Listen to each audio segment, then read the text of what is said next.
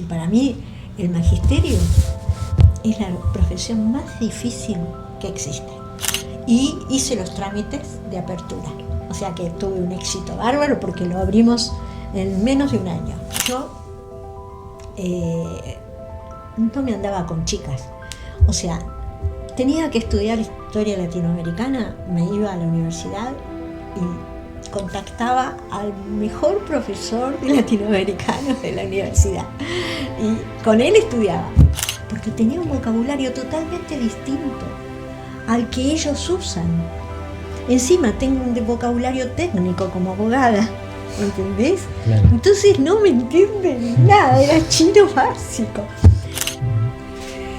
Es decir, que pedirle a un joven antes de los 18 años que sepa qué quiere hacer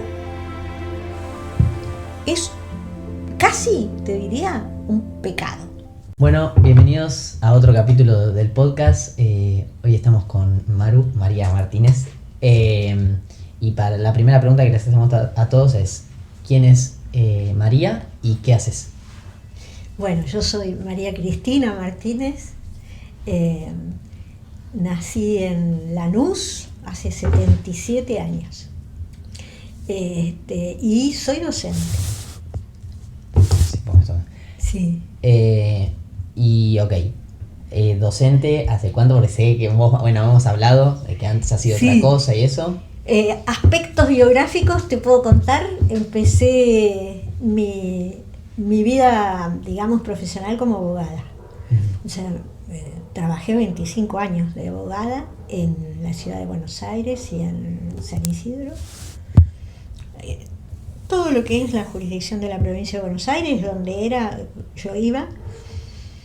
En el año 1987, conocí la antroposofía. Por un tema que mi papá tenía un cáncer de mediastino y me habían ofrecido un médico antropósofo que podía pararle el crecimiento del cáncer. Entonces, bueno, lo fui a conocer y realmente no solo me solucionó el problema que teníamos de la enfermedad de mi papá, sino que también cuando yo quise volver a acercarme a qué es esto de la antroposofía, ahí comencé un camino que me cambió totalmente el horizonte.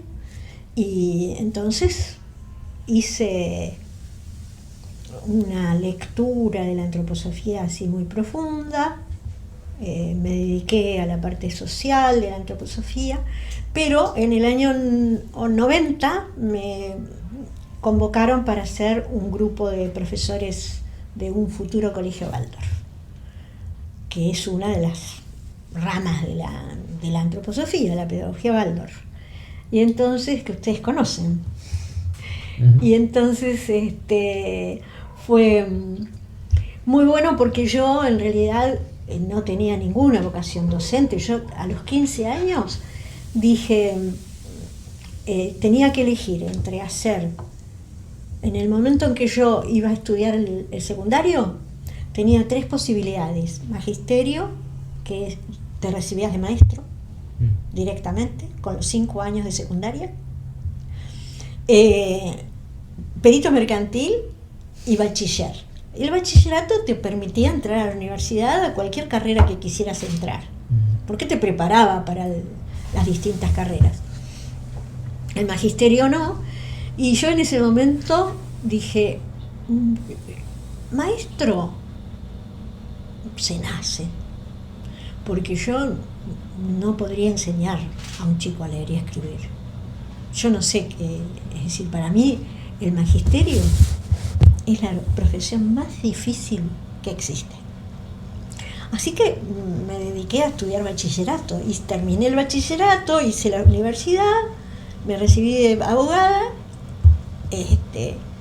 Entonces para mí el hecho de tener que formarme como docente era imposible. Entonces yo dije, bueno, yo puedo hacer de todo, puedo hacer los trámites administrativos de la apertura de una escuela, puedo hacer trámites para lo edilicio, puedo hacer un montón de cosas. ¿Para qué? Me voy a formar como docente en el grupo de gente, pero yo enseñar nunca. Así que bueno, esa fue la segunda vez en mi vida que me di cuenta que no se podía decir nunca que no. Entonces resultó que empezó a presionar la comunidad de la escuela. Nos empezamos a formar, éramos todos profesionales, ingenieros, arquitectos, cada uno iba a enseñar una materia, matemática, física, química, y realmente en el año 95 ya estábamos haciendo los trámites para lograr la secundaria. O sea que fueron 5 años intensos de formación en ese grupo y hice los trámites de apertura. O sea que tuve un éxito bárbaro porque lo abrimos en menos de un año el colegio. Y resulta que yo tenía un grupo de gente al cual pertenecía, que era interdisciplinario, y ese grupo se desarmó. Entonces me quedé con 2 o 3 compañeros que venían conmigo y tuve que tomar la posta de ser tutora del primer año del polimodal. Así que hice la parte pedagógica y me encontré balbuceando historia. Porque como yo podía hacer instrucción cívica, todas las materias que tuvieran que ver con política o economía, yo podía darlas. Entonces, historia, una autodidacta, pero fue bien interesante porque ahí se mostró una parte mía, ¿no? Que era que yo no me andaba con chicas.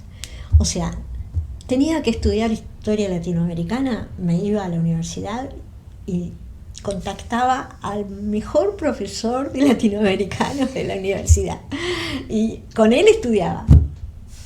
Y le pedía bibliografía y todo eso. Claro, eso de formarse con los mejores es... O sea, siempre tener esas ganas de ir aprendiendo, de estar totalmente abierto. Y vos decís que, bueno, docente se nace. Y me llama la atención porque hay o veo que en cualquier profesión una de las ramas termina siendo enseñarlo. Porque al fin y al cabo los seres humanos, la forma que tenemos de que lo que hacemos se perpetúe en el tiempo es transmitirlo a otra persona. Entonces, ya sea que, no sé, una persona que hace un podcast como nosotros, que en algún momento le enseñaremos a otro, o vos como docente que enseñás historia o cualquier cosa que es lo más tradicional, por así decirlo, pero digo, siempre estamos en constante transmisión de lo que aprendemos, ya sea en una charla sin intención o con intención en frente a otras personas. ¿Eso es algo que a vos te llamaba la atención a la hora de ser docente, el poder transmitir un mensaje? No, mira, yo cuando entré al aula, primero me pidieron que diera clase a chicos de 7º grado, que eran los primeros chicos que se iban de la escuela, egresaban de la escuela sin tener secundario posible dentro de la pedagogía Waldorf. Entonces, porque la única escuela era la Rudolf Steiner. Claro, sí, la misma. La de Florida. Entonces los chicos tenían que rendir el examen de alemán. Necesitaban un nivel alto de alemán para poder entrar. Entonces los maestros de la escuela de San Miguel lo que querían hacer era talleres de la tarde para que ellos, cuando terminaban la primaria, almorzaran en la escuela y recibieran algunos talleres a la tarde. Entonces una colega que era maestra, que ustedes saben que lo hicieron, esto de que los 8 años que está el maestro con el alumno, sí, desde primer grado al octavo. Y bueno, esta maestra que conocía muy bien a sus chicos me pide que yo les dé clases de historia. Y yo, la verdad que aparecí en el colegio, yo había dado clases en la universidad, pero lo que no sabía hablar con chicos de esa edad, porque tenía un vocabulario totalmente distinto al que ellos usan. Encima tengo un vocabulario técnico como abogada, ¿entendés? Claro. Entonces no me entienden nada, era chino básico. Bueno, antes de seguir viendo el capítulo, esperemos que lo estés disfrutando de todo corazón, esperemos que estés aprendiendo y queremos anunciarte que tenemos el lanzamiento de nuestra comunidad exclusiva en Telegram. ¿Y qué hay en la comunidad? Bueno, la comunidad es un grupo de personas donde todos nos juntamos, nosotros inclusive, y estamos constantemente en comunicación y apoyo, aparte de los beneficios que tiene, obviamente, ¿no? Claro, pero ¿qué beneficios tiene? Bueno, principalmente el podcast exclusivo justamente es una comunidad exclusiva, tiene un podcast exclusivo donde esas personas tienen con anticipación la presentación del invitado que va a haber en el siguiente capítulo y le hacen ciertas preguntas, 3, 4 preguntas que reunimos de toda la comunidad y se las hacemos a ese invitado. Y solo ese podcast solo sale para esa comunidad. Bien, ¿y algo más? Sí, obvio, hay más. Cada 2 semanas tenemos llamadas que incluso va a haber invitados, a veces solos, vamos a estar nosotros y ustedes, a veces con invitados que puedan darnos una mano. No sé si vos tenés un emprendimiento que quieras comentarnos, cualquier cosa te podemos ayudar tanto nosotros como gente que podamos intentar invitar y que nos acompañe. Pero sí, cada 2 semanas vas a estar con nosotros en Meet para conocernos, hablar y que vos intentes encontrar la solución a lo que buscas. Y aparte, no me quiero quedar ahí. Sí. No hace falta que me preguntes, yo te cuento. Tenemos lo que son los eventos presenciales solo para la comunidad. Son eventos presenciales, están los podcasts presenciales y los eventos presenciales. Los eventos presenciales son unas juntadas que hacemos con esas personas para que puedan estar, no sé, nos juntamos en un café, en una quinta, en una casa, y vos venís y simplemente compartimos un día en el que hacemos networking con distintas personas. A lo mejor te sale un socio de negocios que vos no esperabas que te salga, te haces amigo de otro y vas creando un grupo de personas que realmente potencie. Una de las faltas en muchas personas es esa comunidad, ese grupo de amigos que potencie lo que vos querés y haces. Por último, sí contarles que tenemos eventos, podcasts presenciales, que van a ser unos eventos que vamos a hacer en algún escenario, teatro, etcétera, espacio que nos presten o alquilemos, y justamente ahí vos vas a poder ir y por estar en la comunidad vas a tener entradas una semana antes que todas las personas que nos estén escuchando, así no te quedas sin tu lugar. Entonces vos venís, nos escuchás, ese evento va a tener, aparte de solo vernos, va a tener cosas sorpresas que vamos a ir anunciando y también no te las vamos a contar para que te sorprendas en ese lugar y te vamos a ir comentando y todo. Así que nada, espero que te puedas unir. ¿Vos estás Nacho? ¿Te uniste? Sí, yo estoy. Y bueno. Pero, ¿qué precio tiene? Esto solo vale $15, nada más. Nada. Menos que estar en un club, en un gimnasio. Totalmente, muchísimo menos y muchísima más información positiva. Así que nada, espero que te unas. La verdad que te esperamos ahí. Y nada, seguí disfrutando del capítulo. Te mandamos un abrazo. Mira, lo único que a mí me hizo volver a dar clase era la fuerza que yo sentía de decir, lo tengo que hacer mejor. Lo tengo que hacer mejor. Es decir, no bajar los brazos, ¿no? No decir, no, esto no es para mí. Sí, yo decía, esto no es para mí. Pero salía del aula y, bueno, mañana voy a hacer esto. ¿No? O sea, un poco cabeza dura también. No, pero es necesario. Yo eso lo veo como a la hora de intentar mejorar.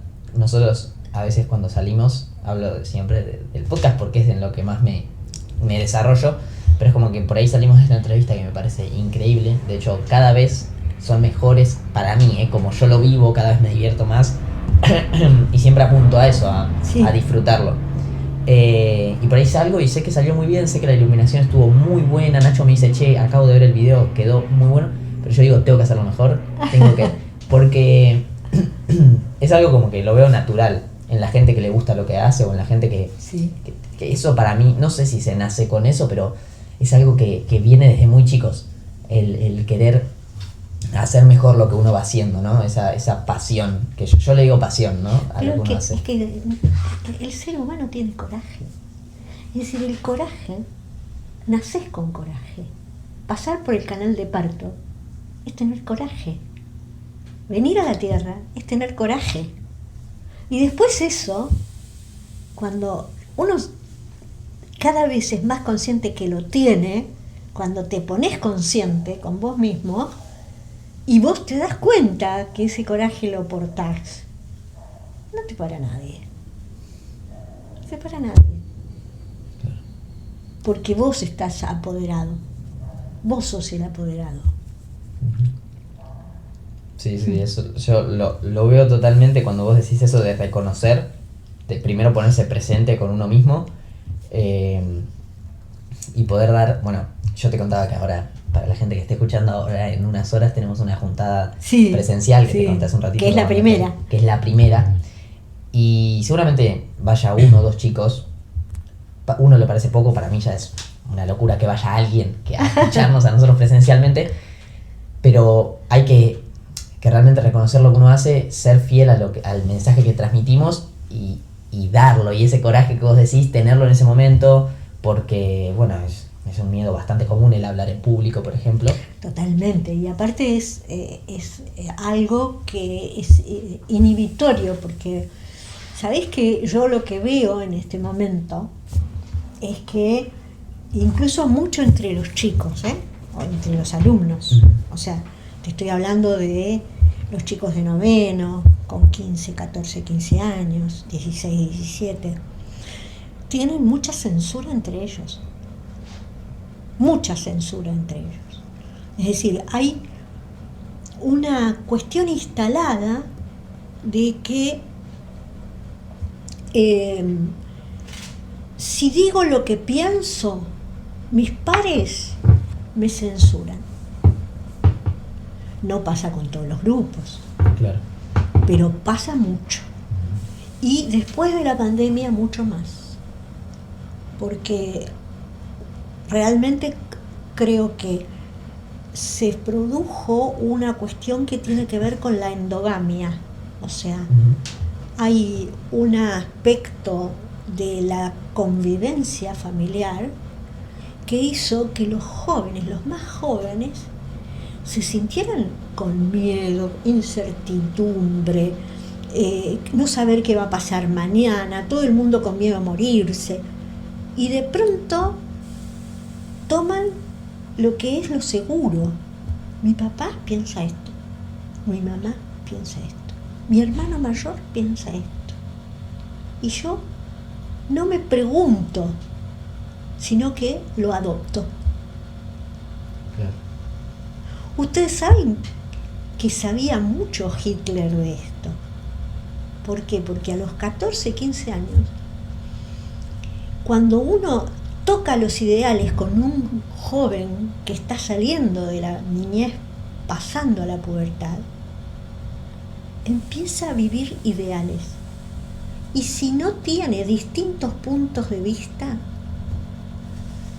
para poder elegir, y le dan solo un aspecto de la realidad, la toma de manera fundamentalista.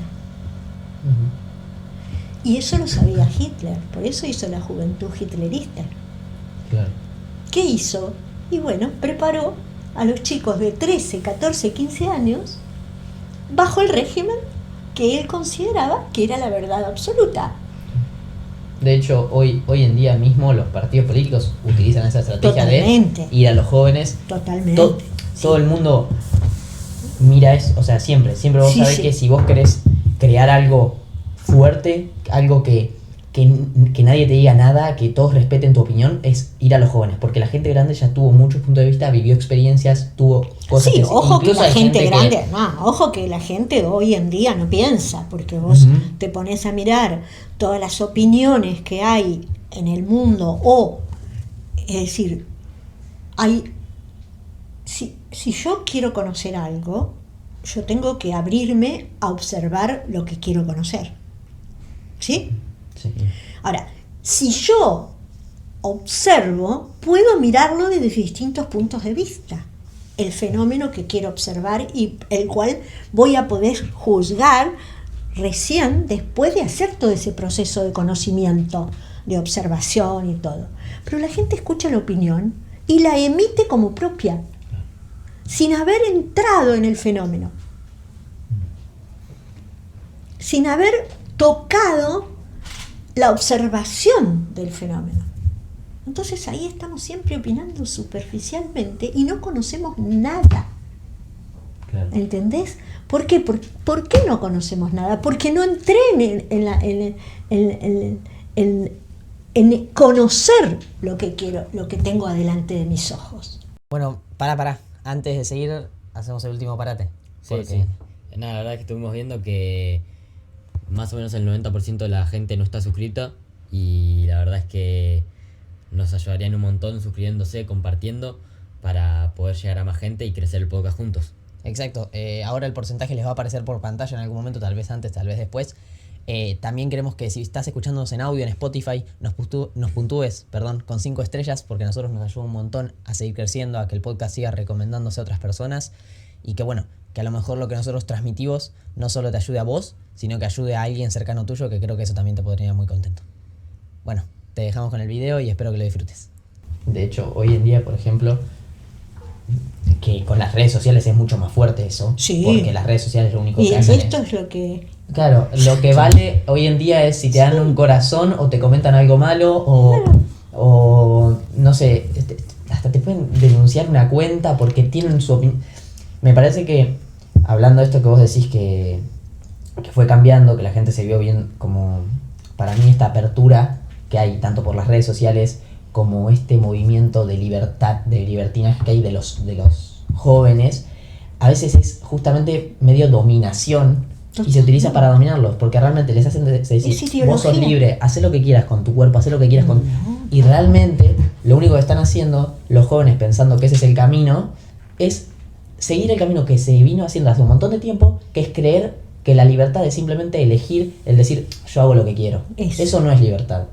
Y yo discutimos el otro día con Nacho eso, que esa libertad que tanto, por ejemplo, en el ámbito del emprendimiento se habla con la libertad de tiempo y dinero para poder realmente tomar las decisiones que quieras, pero la libertad primero viene de acá, de la cabeza. Cuando vos aprendés, yo creo, a dudar de lo que haces, a dudar de lo que...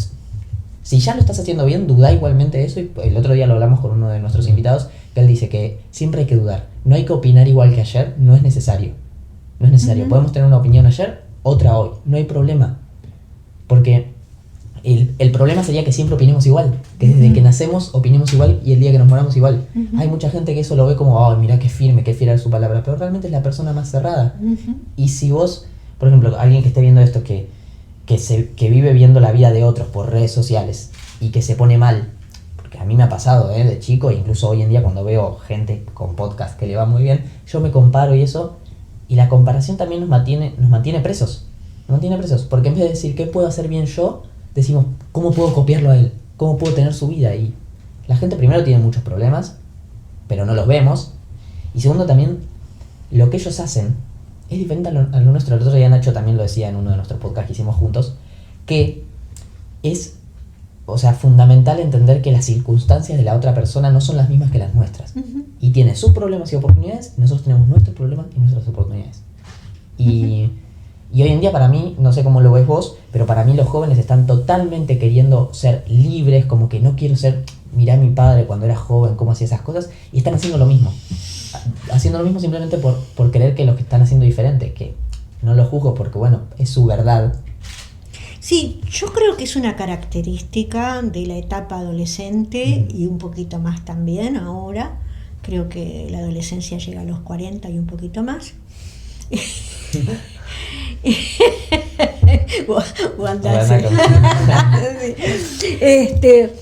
Sí, ya lo decían sociólogos franceses en el siglo pasado, que realmente la sociedad está un poco adolescente. ¿Por qué? Digamos, porque tampoco es un disvalor ser adolescente, sino que, es decir, tenés que saber que no tenés tu constitución psíquica total, completa, que no sos un adulto, que vas a ser un adulto cuando tengas un yo el cual va a manejar tu vida. No que la vida te la manejen tus deseos, tus pasiones, tus instintos.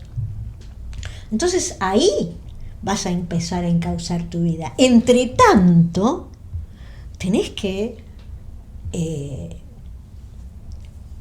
buscar de alguna manera un referente.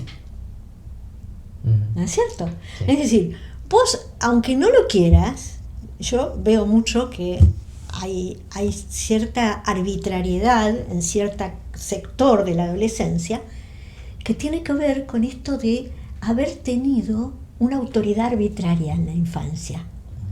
Cuando un chico tiene una autoridad arbitraria que no es coherente los límites que le pone, no es coherente lo que le enseña, ese chico va a ser un rebelde arbitrario. Y fíjate bien en tus compañeros. Si eso no pasa en la casa, que realmente no tienen una guía coherente, y entonces cuando llegan es decir, discuten a lo mejor cosas que no son discutibles por el solo hecho de ponerse en contra. ¿No? Pasa mucho eso. Sí. Pero yo creo que la cuestión de la adolescencia en la sociedad es un problema de falta de observación, de madurez, yo creo que es un fracaso la educación. Para mí la educación en ese sentido es un fracaso. Sí. ¿Y vos cómo crees que se podría mejorar eso? Y eso con educación Waldorf, no hay otra. No, yo no quiero aparecer como una fanática, pero lo que sí sé, que hay pueblos que tienen una sabiduría ancestral con relación a la educación de los niños. Y por ejemplo, hay algo que pasa, que un pueblo, por ejemplo, mira, tenemos una experiencia social que es un ejemplo para mí, que es lo que pasa en Chiapas, con los mayas. Chiapas es una población de más o menos 3 millones de mayas, en todo lo que es la península del Yucatán, el sur, y todo lo que es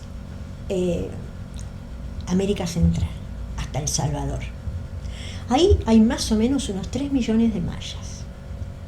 Pero en el centro de Chiapas, en San Cristóbal de las Casas, en enero de 1994, hubo un levantamiento maya porque querían usar los recursos naturales de toda la región de Chiapas para entregárselos a Estados Unidos por el ALCA, que es un tratado de libre comercio que genera a Estados Unidos, pero que en realidad está obstruyendo la posibilidad de que ese pueblo siga consumiendo los recursos naturales que tiene.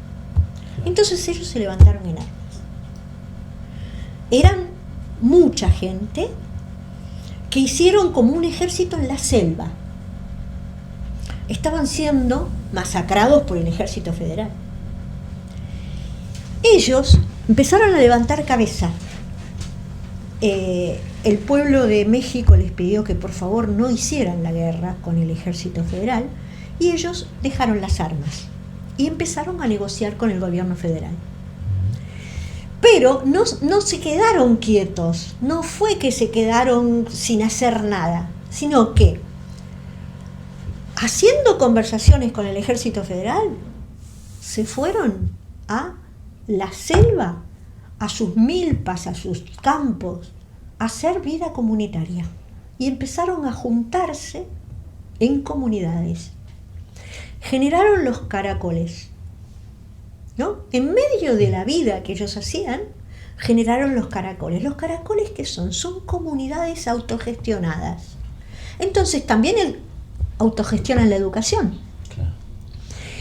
Un niño para ellos no tiene por qué aprender más que lo que es la vida práctica, hasta los 7 años. Recién a los 7 años el niño está en condiciones de aprender a leer y escribir. Esto lo saben ellos y lo saben muchas comunidades. No es pueblos originarios de todas partes del mundo saben esto. ¿Por qué el Estado pone a los chicos a estudiar intelectualmente a los 4 años? ¿Cuál es el objetivo?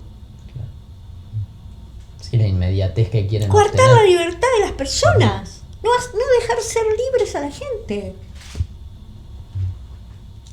Es así.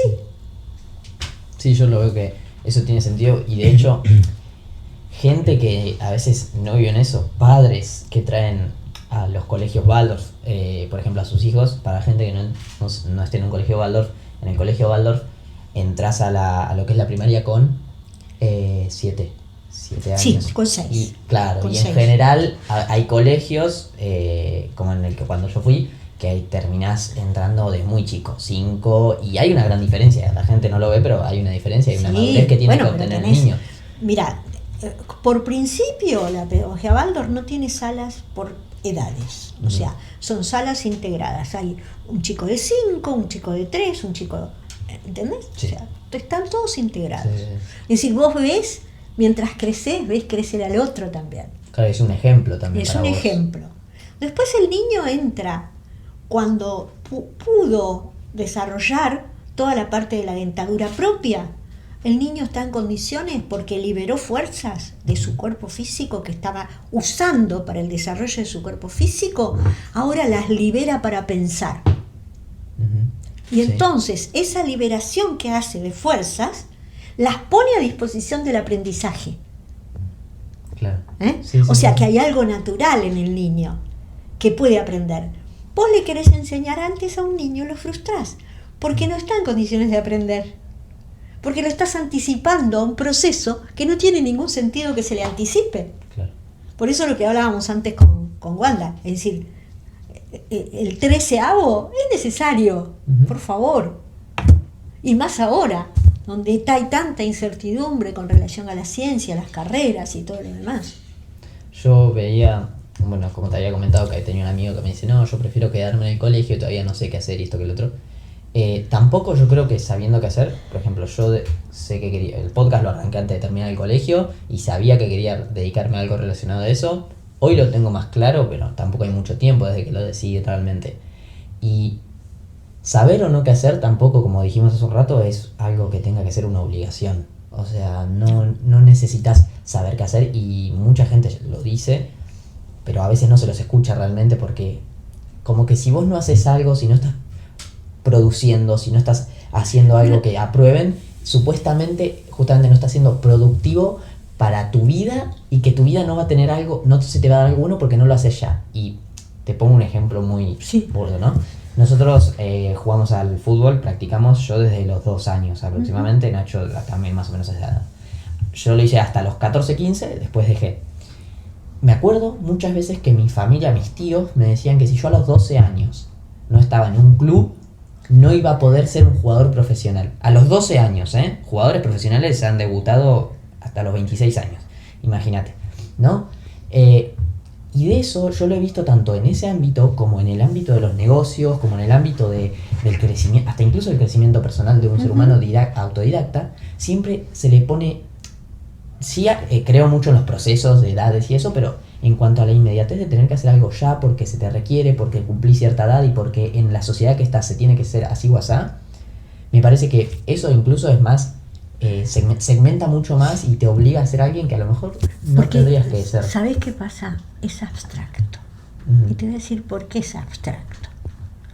Porque el ser humano tiene un desarrollo, proceso desde que está en el seno materno, desde el desarrollo en el seno materno hasta el nacimiento en la tierra, y después del nacimiento en la tierra, el proceso de crecimiento tiene sus etapas. Es decir, que pedirle a un joven antes de los 18 años que sepa qué quiere hacer es casi, te diría, un pecado. Claro. Porque es frustrarlo. Habrá quien sabe qué hacer. Habrá quien tiene la certeza. Yo no lo sé nunca de esa certeza. ¿Entendés? O sea, yo creo que es algo que es saber, conocer el desarrollo del ser humano y saber que cada etapa tiene su sentido. Eso es pedagogía Waldorf. Y en cuanto a estas etapas, podemos nombrarlas, vos sabés más o menos cómo son. Bueno, tenés la etapa del jardín de infantes, que sería el primer septenio. En realidad el primer septenio empieza del momento del nacimiento hasta los 7 años. Es un periodo donde el niño es todo órgano sensorio. El niño se conecta con el mundo, es uno con el mundo. El niño es agua, es tierra, es aire, es calor. Eso es el niño. El niño vos lo ves moverse, el entusiasmo que tiene. Bueno, el segundo septenio sería el septenio del aprendizaje, pero con un referente amado, con alguien que te va a decir, esto es así. ¿Por qué? Porque no tenés la posibilidad de mirar el mundo de una manera que te pueda dar un viso de lo que es la realidad. Entonces vos ahí tenés un proceso de aprendizaje con el maestro al lado, con el maestro que te dice, esto es así. Y ese maestro es el que te va a acompañar durante los 8 años de tu primaria. Cuando llegaste al tercer septenio es cuando empezaste a tener posibilidades de pensar el mundo por vos mismo. Entonces ahí vas a poder observar, tenés que aprender a observar, esto un poco lo que hablábamos antes. Es decir, el proceso de observación es algo muy, pero muy importante para que yo conozca el mundo. Si yo no aprendo a observar, si yo no aprendo a contemplar el mundo, no lo voy a poder apreciar, no lo voy a poder disfrutar. Yo tengo que realmente educarme para disfrutar de una manera humana, no de cualquier forma. Y por ejemplo, esto que entonces, un periodo sería el contacto con el mundo, el periodo del primer septenio. El segundo septenio, el niño en el primer septenio tiene que tener la certeza de que el mundo es bueno. ¿Por qué? Porque va a ir con confianza al mundo y va a ser el adulto el que le diga, el que lo saque de alguna cuestión de peligro. En el segundo septenio el niño se va a encontrar con la belleza del mundo que se le presenta el maestro. Y en el tercer septenio va a buscar la verdad por sí mismo. O sea, bueno el mundo, bello el mundo y verdadero. Verdadero en la medida en que pueda llegar a ser una armonía entre todas las verdades que se componen la realidad, Pero está preparado para eso. Claro, y eso también es necesario, que los otros también se respeten, los anteriores. Claro, porque si no se respeta el primero, te digo, es muy difícil, Casi te diría que el primer septenio es el que marca toda la moral del ser humano. Y dirías que hoy en día, por así decirlo, el sistema educativo que hay lo está rompiendo completamente, porque si estamos hablando que a partir de los 7 el niño está preparado para desarrollar el intelecto, por así decirlo, que entre a los 5 a desarrollarlo o a los 4 son casi la mitad. En este momento tenemos muchas cosas que son herramientas que son casi criminales. Te lo tengo que decir lamentablemente. Una es la ideología de género. Decirle a un niño que él puede elegir el sexo, eso es mentira. El sexo no se elige. Es mentira. Se dice que se está haciendo algo como para evitar el abuso infantil. Es mentira. Se está promoviendo el abuso infantil.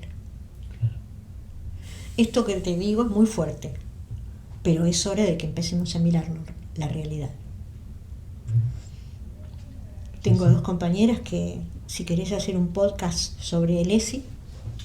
Sí, no sé, eso con Nacho estuvimos buscando muchísimo unas personas que pudiesen hablar de eso. Bueno, tengo 2 docentes, una de secundaria y una de primaria, que son 2 investigadoras así pero es para más de una hora.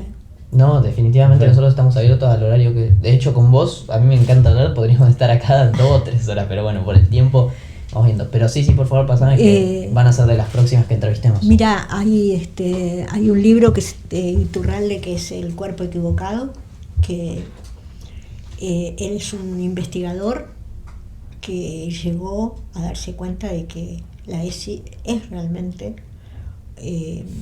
un problema ideológico que está haciendo un programa mundial, lamentablemente, para destrucción de la familia, destrucción del tejido social.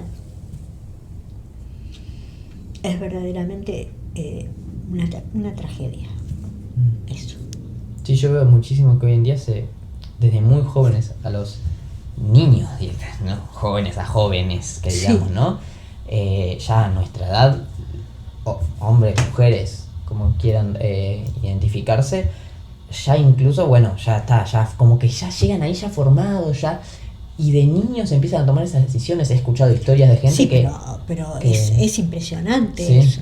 Sí. Lo que pasa que ahora parece que están volviendo atrás con la distropía.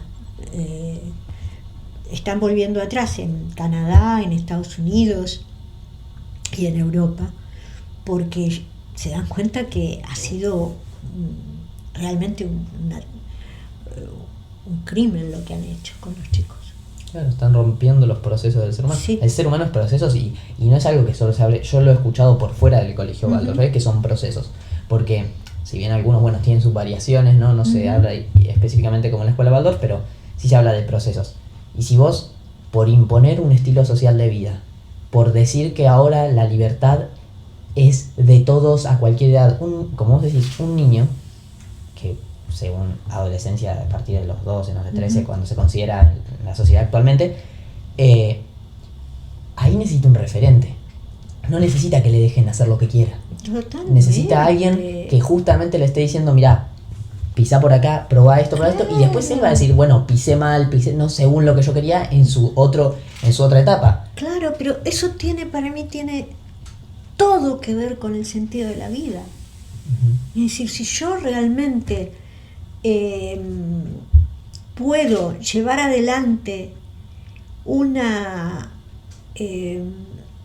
respeto a las etapas evolutivas del ser humano, yo lo que voy a hacer es prepararlo para que pueda aprovechar lo que significa el sentido de la vida. ¿Para qué nacemos a la Tierra? ¿Para qué venimos a la Tierra? ¿Qué sentido tiene que vengamos a la Tierra? Si no es un aprendizaje, ¿qué es? Es un chiste macabro. Si no es un aprendizaje, es un chiste macabro. Entonces yo tengo por cierto que para mí el camino que yo vine a hacer a la Tierra es de un aprendizaje que no había hecho antes en mi evolución como ser humano. ¿Ah? Y si yo cada vez quiero ser más ser humano, yo tengo la posibilidad de perfeccionarme, porque tengo una aspiración. Entonces eso me va a dar sentido a todo lo que yo hago durante todo el tiempo. Todo el tiempo me va a dar sentido a lo que hago. ¿Ah? Entonces, ¿cómo yo realmente me hago uno con el mundo cuando lo empiezo a conocer? Si yo no respeto al mundo, si yo no... Esta hoja es algo sagrado, es un milagro.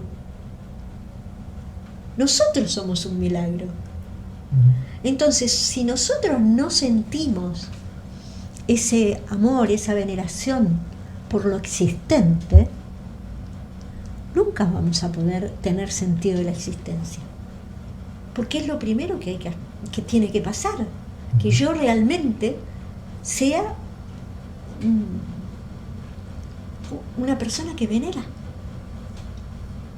Y si no le enseño al niño a venerar, ¿el niño qué va a hacer? Se va a quejar. El niño no, si no tiene un adulto que lo lleve por un camino, por una senda humana, no entra ahí. Exacto. Sí, necesitan un guía. De hecho, metiéndonos más en lo del colegio Waldorf, cuando se hacen las fiestas, no me acuerdo en qué fiesta, que la maestra te lleva alrededor del túnel, no sé si es la fiesta del valor o algo así. La fiesta de Micael. La fiesta de Micael. Que te acompañan, te acompañan. Sos grande, supuestamente para la primaria, pero igualmente te están acompañando, te están diciendo, bueno, mirá, es por acá. Y vos que traes esto del agradecimiento, de poder agradecer realmente lo que hacemos, para mí, si pudiésemos hablar de claves de la felicidad, para mí esa es de las primeras. Si uno quiere ser feliz, tiene que agradecer lo que hoy tiene. Yo sé que a la gente que nos escucha, que nos ve por redes, le choca bastante a veces, o incluso no solo nosotros, la gente que lo dice por otros podcasts, otras cosas, porque creen que esa gente está en un lugar de privilegio, que lo dice porque no tiene preocupaciones, y que agradecen porque no tienen preocupaciones. Para mí eso es una mentira. Justamente el agradecimiento es, todos tenemos preocupaciones, y créeme que para cualquier persona, que si las que esté viendo crean que para cualquier persona la preocupación que tenga es la peor.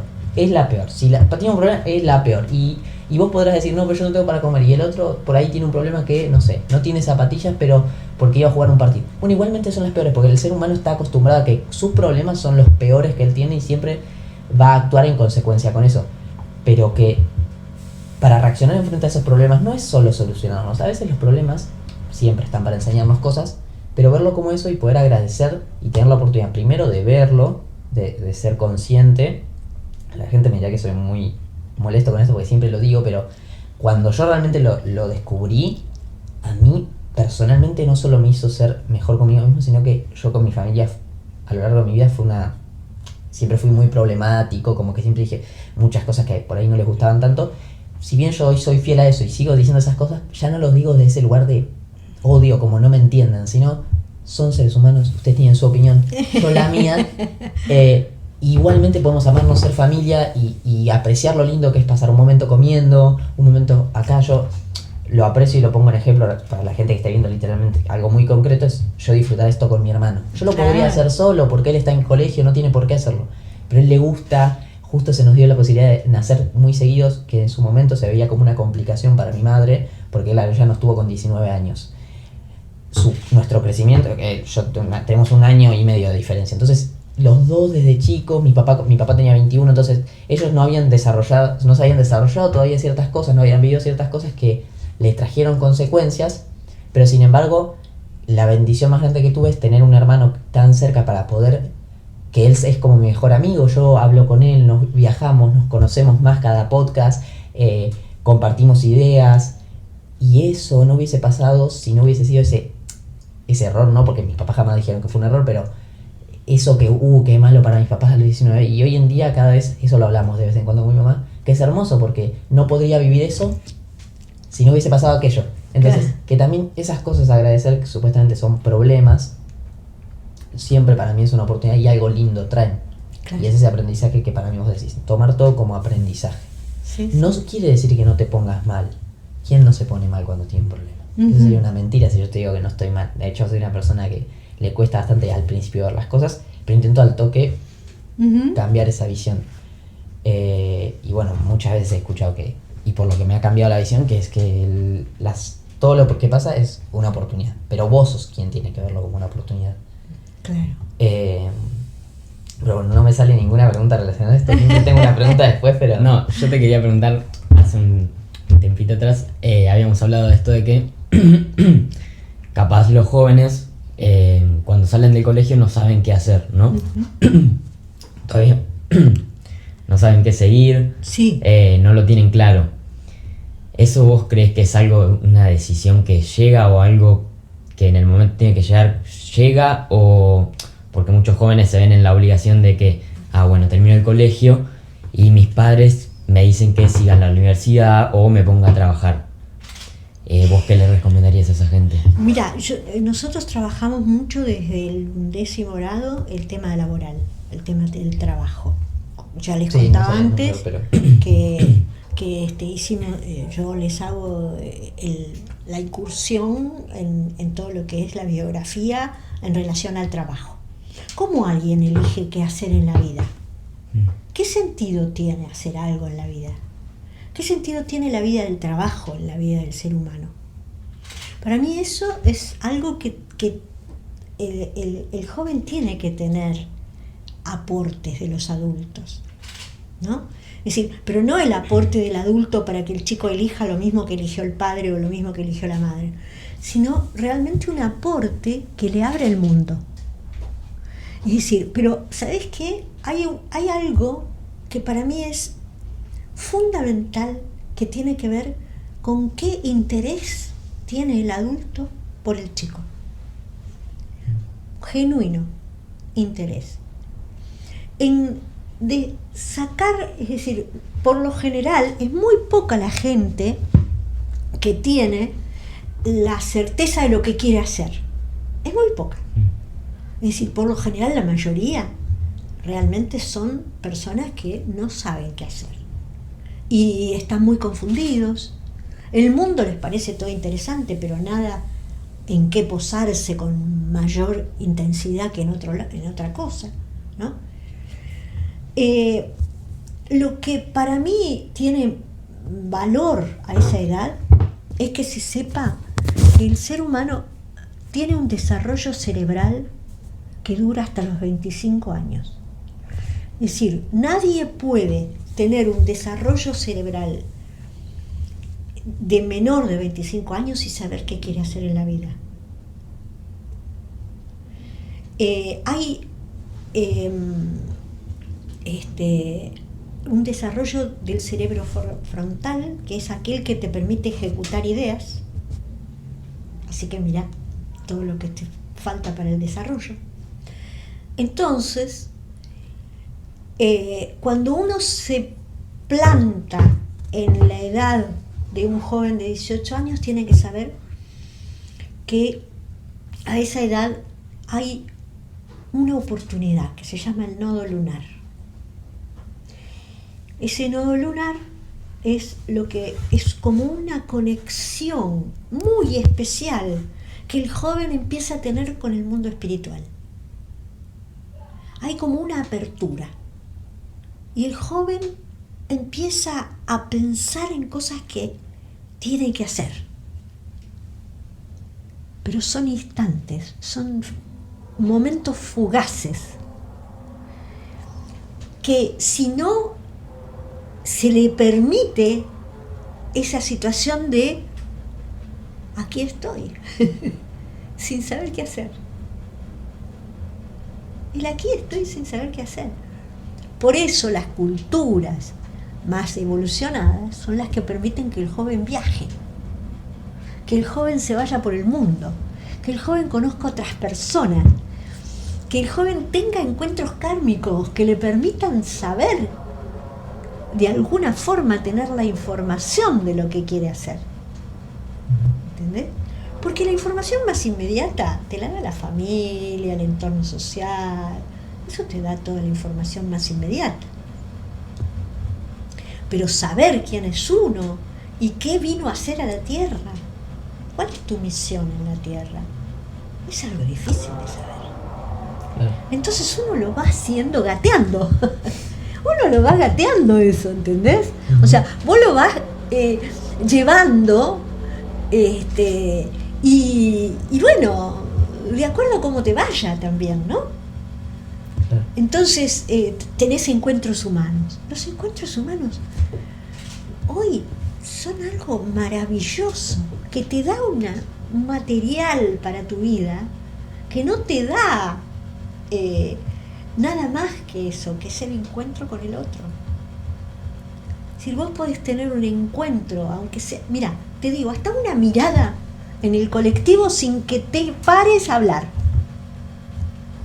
Hasta eso puede ser algo importante en tu vida. Estamos en una época que Steiner llama la época del desarrollo del alma consciente, ¿no?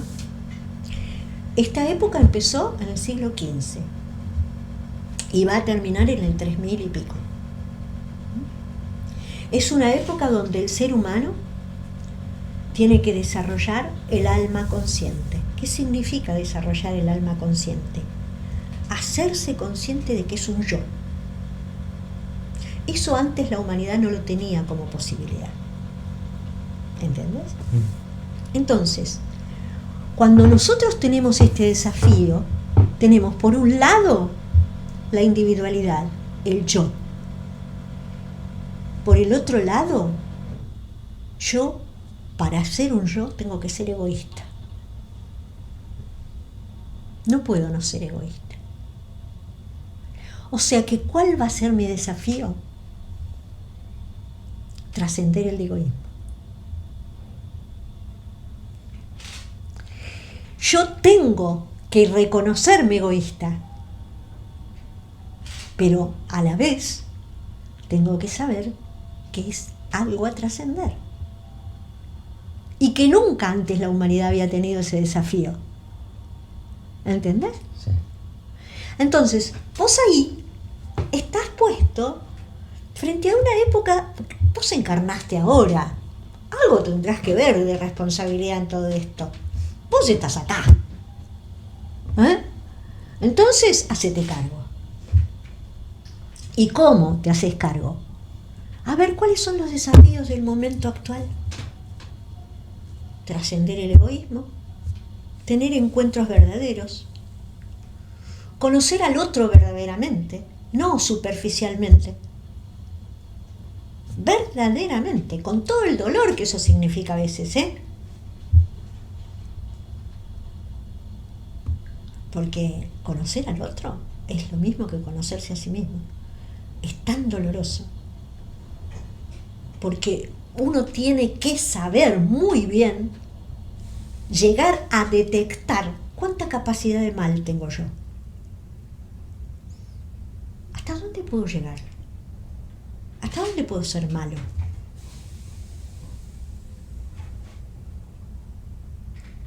Entonces te das cuenta que ahí hay un bagaje de cosas impresionantes, ¿no? Es decir, el conocer al otro, el tener el encuentro con el otro, te va a ir dando la posibilidad de que vos sepas cuál es tu talento, sepas cuál es tu meta, pero hay algo que yo creo que es necesario que se eduque, que es saber que todo lo que yo vaya a desarrollar en la vida laboral es un servicio.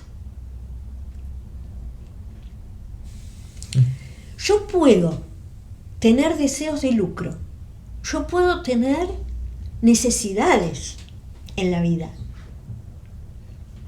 pero lo que yo tengo que saber que lo que yo haga tiene que ser para el otro, no es para mí.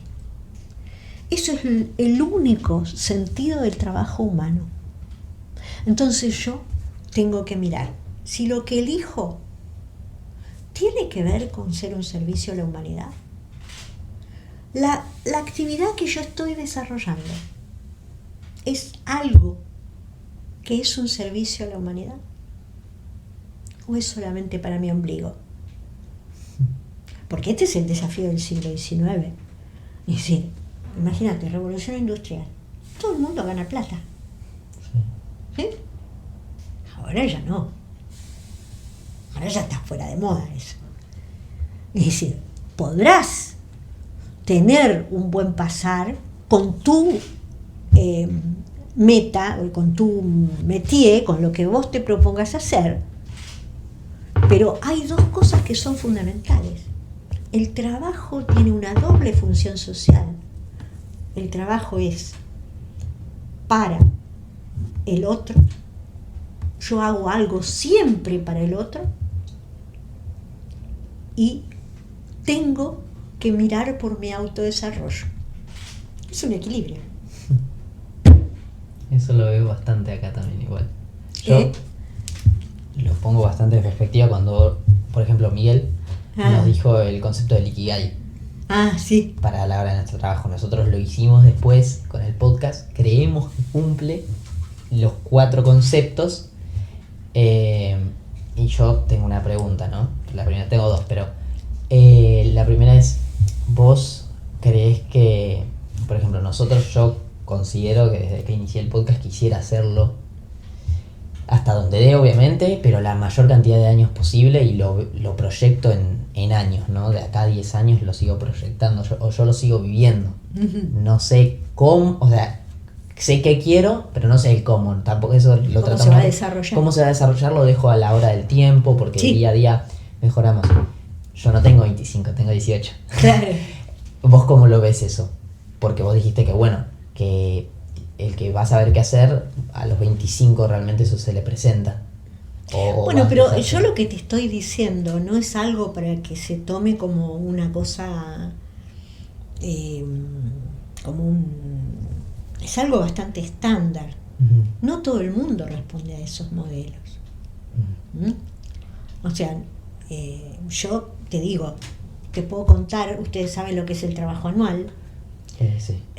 Yo tenía una alumna de 16 años que llegó al 12avo con 16 años, cosa que era, para mí era un crimen, porque yo decía, no puede ser que esta chica haga un trabajo anual con 16 años.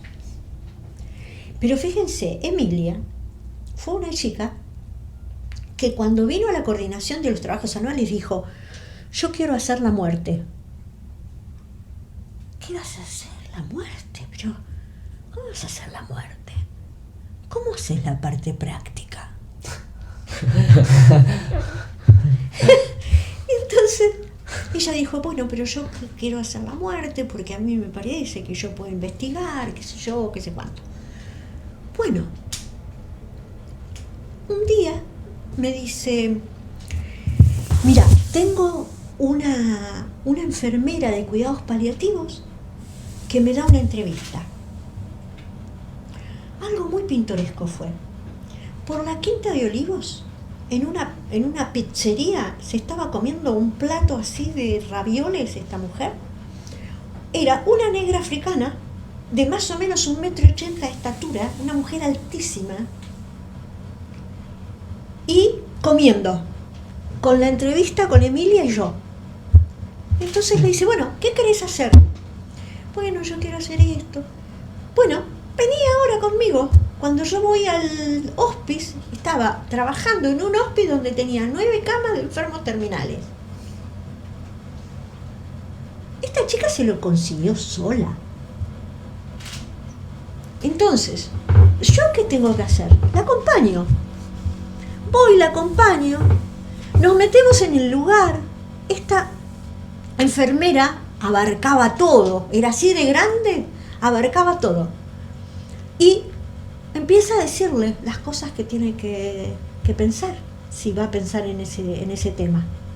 Bueno, vení, a ver, atendelos, limpiales el traste, a ver, ¿no? Están por morirse, ¿eh? Esta chica estaba chocha. Dijo, bueno, dice, ¿qué tengo que hacer para trabajar acá de voluntaria? Bueno, tenés que venir a hacer un curso. Bueno, lo llama al padre y le dice, papá, ¿me acompañás mañana al curso? Hizo el curso, trabajó en el hospice, hoy es médica del hospice, se recibió de médica, hizo el trabajo anual, que fue algo maravilloso. ¿Por qué? Porque se encontró con esa situación de muerte. Claro. Vos me decís, esta chica tiene 16 años. Yo le podía determinar de que ella el trabajo no lo podía hacer. No podía hacer nada de eso. ¿Te das cuenta? Sí.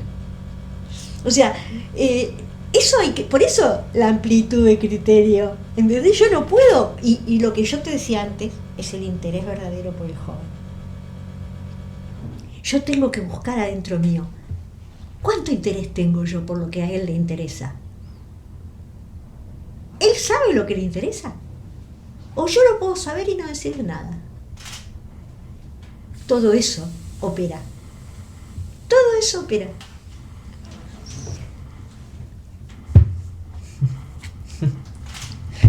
Bueno, no sé cómo... Mira, te muestro el tiempo, vos decime, estamos en el 45. ¿Cuánto hace que estamos? 45 minutos debe ir, a ver, yo lo miro. 1 hora en punto. ¿Hace 1 hora que estamos? 50, acá lo dice la grabadora. 1 hora, sí.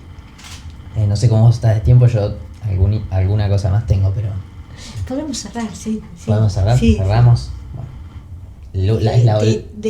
Con el tema, sí. ok, es la última pregunta justamente, por eso Sí. te la digo, así que nosotros siempre al final, bueno, son una pregunta medio a la mitad porque una parte es nuestra, siempre pedimos, aparte de un consejo para la gente que nos esté escuchando, para nosotros que hacemos el podcast, como nosotros siempre no solo lo vemos como ahora que se está desarrollando mucho la parte del negocio, no queremos seguir perdiendo esa parte del ser humano, del mensaje que transmitimos. La verdad, primero agradecerte también porque la pasé muy bien y aprendí muchísimo.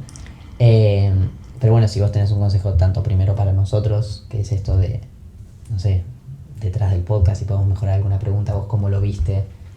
Miren, chicos, yo lo que creo que ustedes son muy auténticos, que están realmente en un camino de vida sincero y verdadero. Y nada, desearles que se les abran los caminos que ustedes pretendan abrir, ¿no?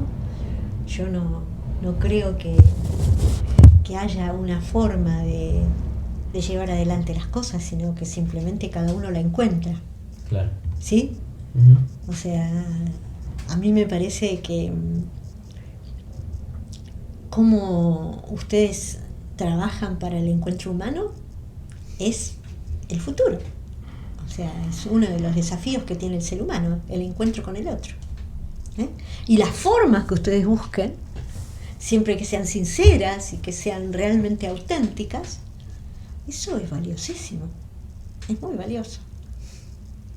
Bueno, muy valioso. Gracias, espero que lo hayas, como te digo, pasado muy bien. Y ya lo último, si vos querés dejar algún mensaje en general para los jóvenes que nos estén escuchando, gente que nos esté escuchando, algún consejo. Y yo creo que tenemos que tener realmente el deseo de la búsqueda de la verdad como seres humanos, ¿no? Uh-huh. Que es lo que nos va a hacer sanos, humanamente hablando. Bueno, no sé. Buenísimo. Muchísimas gracias a ustedes, chicos. No, gracias, muy, muy lindo, la verdad. La pasé muy bien, como digo, de verdad aprendí muchísimo y tanto reforcé como me llevo cosas para hacer ejercicios. Así que bueno. Sí, si quieren les contacto con mis amigas. Sí, eso, sí, para seguramente. Que ustedes puedan hacer un podcast con ellas porque vale la pena y aparte es un tema muy importante. Y bueno, también agradecerte por ser la primera mujer que traemos al podcast. ¡Mirá vos! Sí, estamos muy, muy contentos porque era algo que queríamos. Uh-huh. Sé que mucha gente se va a sentir identificada con que vos estés tan bien y eso nos interesa muchísimo a las personas. Y aparte la calidad de podcast que fue muchísimo valor. Y bueno, nada. Así que, muchas gracias, yo les agradezco mucho lo que hacen. Gracias. Realmente. Bueno. Y acá tenemos a... Sí, antes de terminar, gracias amor. Así que bueno, Wanda que está atrás sacando fotos y todo. Y nada, mandarles un abrazo a la gente que esté escuchando y que estén atentos, que siempre seguimos subiendo contenido, que la estén pasando bien, que estén aprendiendo. Y nos vemos en el próximo capítulo. Chau. Muy bien. Bueno, chicos, me alegro.